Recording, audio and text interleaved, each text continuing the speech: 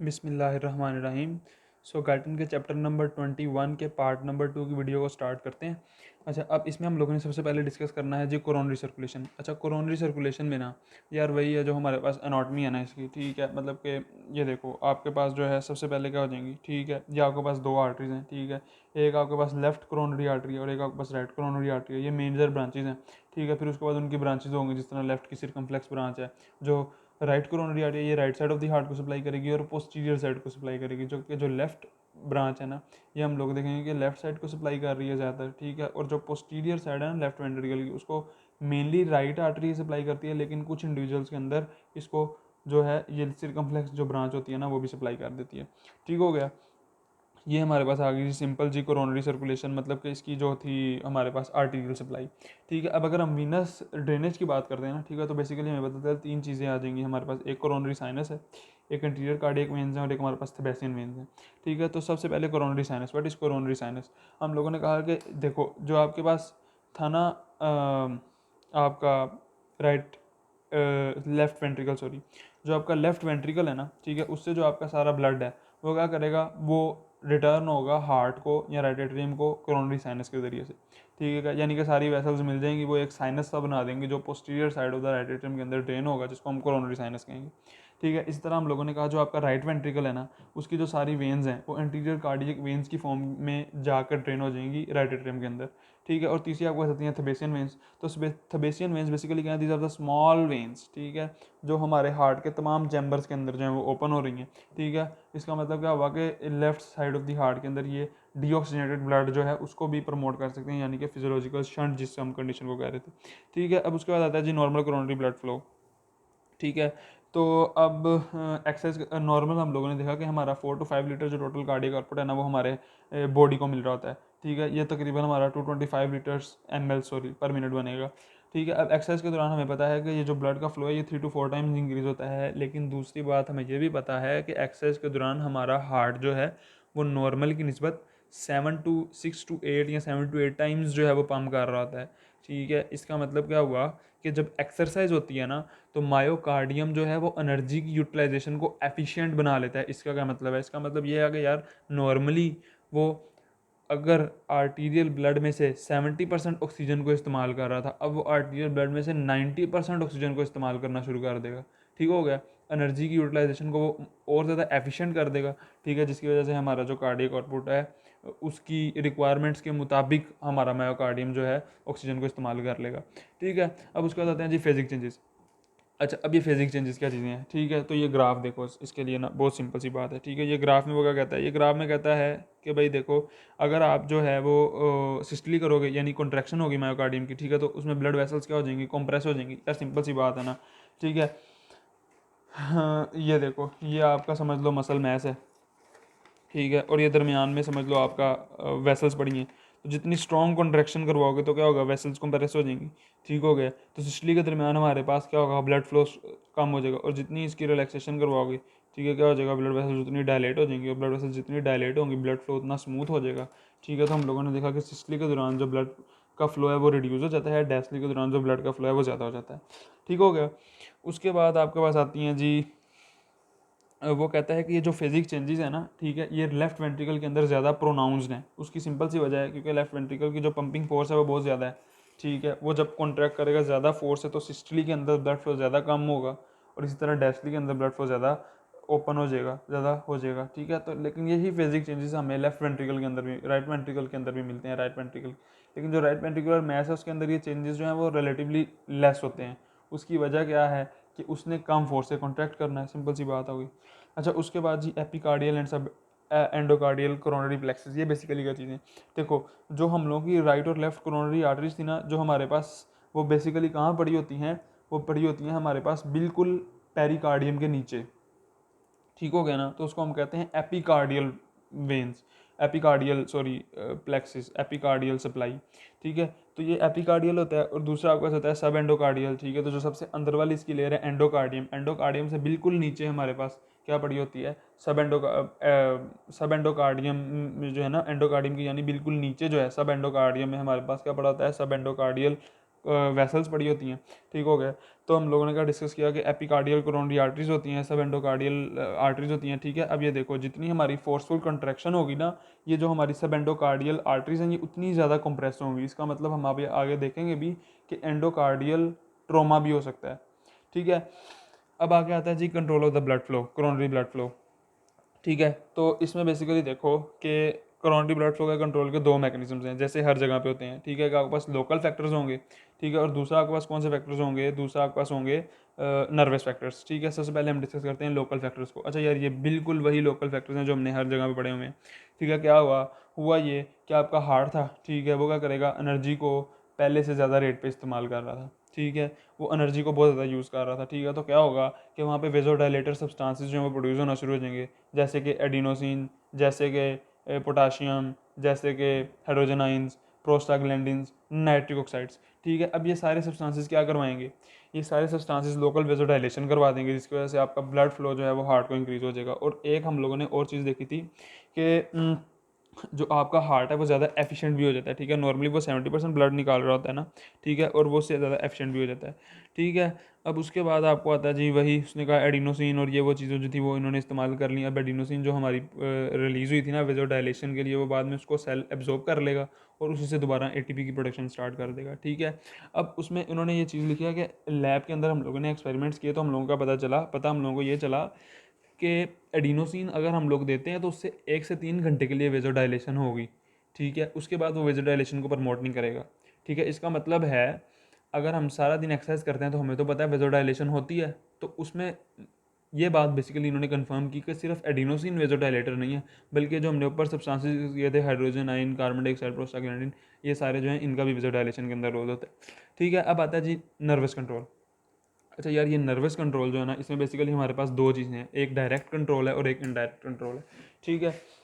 अच्छा, तो इसका क्या कॉन्सेप्ट होगा, देखो 1 मिनट हम ना इसको भी डिस्कस करते हैं, ठीक है। तो क्या हुआ ये कि ये देखो ये आपका आ गया नर्वस सिस्टम,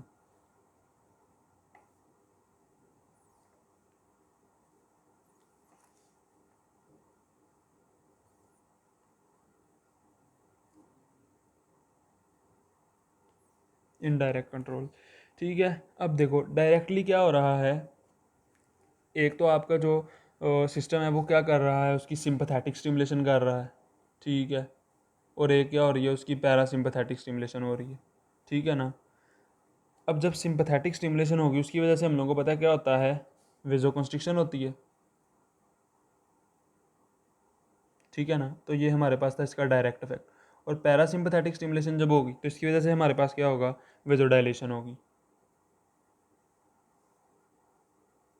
दूसरी तरफ अगर हम लोग इनडायरेक्ट इफेक्ट देखते हैं, ठीक है, जब हमारे पास सिंपैथेटिक स्टिमुलेशन होगी तो हमारे पास क्या होगा कि हार्ट की कॉन्ट्रैक्टिलिटी बढ़ जाएगी। हार्ट की कॉन्ट्रैक्टिलिटी बढ़ने की वजह से क्या होगा कि हार्ट अब ज़्यादा ऑक्सीजन को इस्तेमाल करेगा। जब ज़्यादा ऑक्सीजन को इस्तेमाल करेगा तो लोकल फैक्टर्स एक्टिवेट हो जाएंगे, जिसकी वजह से क्या हो जाएगा, यहाँ पे वेजोडाइलेशन हो जाएगी,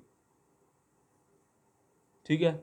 और दूसरे नंबर पे आता है जब आपकी पैरासिम्पैथेटिक स्टिमुलेशन हुई, ठीक है, तब आपका बहुत कम ऑक्सीजन कंटेंट इस्तेमाल होगा, जिसकी वजह से लोकल फैक्टर फिर प्ले रोल करेंगे और एज अ रिजल्ट आपके पास जो है वो क्या हो जाएगी, वेजो कंस्ट्रिक्शन हो जाएगी, ठीक है। तो इसका मतलब ये जो दो इफेक्ट्स थे ये एक दूसरे के बिल्कुल ऑपोजिट्स होते हैं।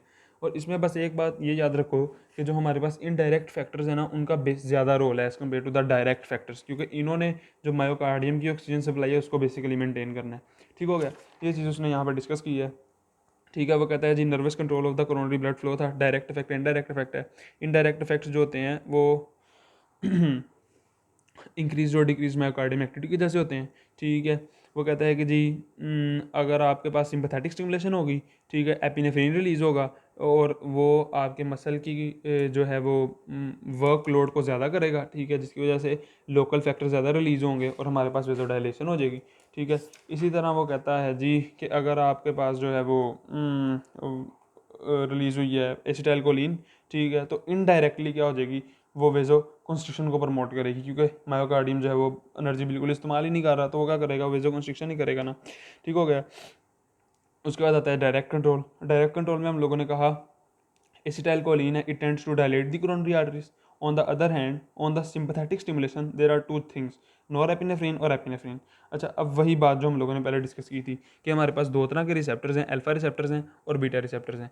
अल्फा रिसेप्टर्स बेसिकली नॉरएपिनेफ्रिन के लिए थे, वो वेजोकंस्ट्रिक्शन करवाएंगे। बीटा रिसेप्टर्स जो हैं वो वेजोडाइलेशन करवाते हैं और वो एपिनेफ्रिन के रिसेप्टर्स होते हैं। ठीक है, तो हम लोगों ने देखा कि जो एपिकार्डियल वेसल्स हैं उनके अंदर अल्फा रिसेप्टर ज़्यादा होते हैं, यानी normally sympathetic stimulation tends to cause the vasoconstriction. ठीक है, अब यहाँ पे एक और मजे की चीज़ है, वेजो स्पैस्टिक मायोकार्डियल इस्कीमिया। अब वेजो स्पैजम नाम से जाहिर है वेसल्स का स्पैजम हो गया, कॉन्ट्रैक्शन हो गई। ठीक है, इसकी वजह से मायोकार्डियल इस्कीमिया हो गया। अब कैसे हुआ वेसल्स का स्पैजम, तो हम लोगों ने कहा बाज़ लोग ऐसे होते हैं जिनके अंदर अल्फा एड्रीनर्जिक रिसेप्टर्स बहुत ज़्यादा प्रेजेंट होते हैं। ठीक है, जब अल्फा रिसेप्टर्स ज़्यादा प्रेजेंट हैं थोड़ा स्टिमुलस मिलेगा, लेकिन वेजो कंस्ट्रिक्शन बहुत ज़्यादा हो जाएगी, इतनी ज़्यादा वेजो कंस्ट्रिक्शन हो जाएगी कि हार्ट को आगे ब्लड फ्लो मिलेगा ही नहीं। It will lead to the myocardial ischaemia. ठीक है, ये हमारे पास आ गया वेजो स्पैस्टिक मायोकार्डियल इस्कीमिया। उसके बाद आता है जी special features of the cardiac muscle metabolism. तो स्पेशल फीचर्स क्या है, वो कहता है कि रेस्टिंग फेज के अंदर जो हमारा कार्डिक मसल है वो क्या करता है, फैटी एसिड से खाना हासिल करता है। 70% जो एनर्जी है वो फैटी एसिड से लेता है। ठीक है, इस तरह वो कहता है एक्सरसाइज के दौरान हमारी जो है वो ग्लाइकोलिसिस एनारोबिक रेस्पिरेशन जो है उससे वो ज़्यादा एनर्जी हासिल करेगा।